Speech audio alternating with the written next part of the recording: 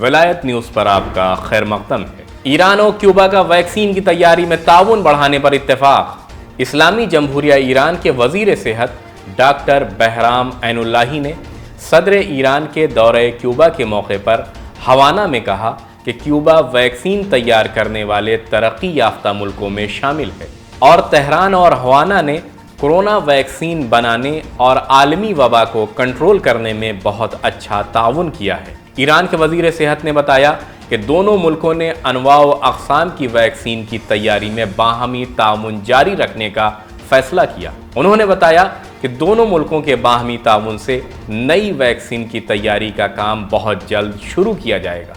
विलायत न्यूज़ में आज इतना ही। बैनुल अक़वामी और इस्लामी दुनिया की खबरों को जानने के लिए विलायत न्यूज़ से जुड़े रहिए।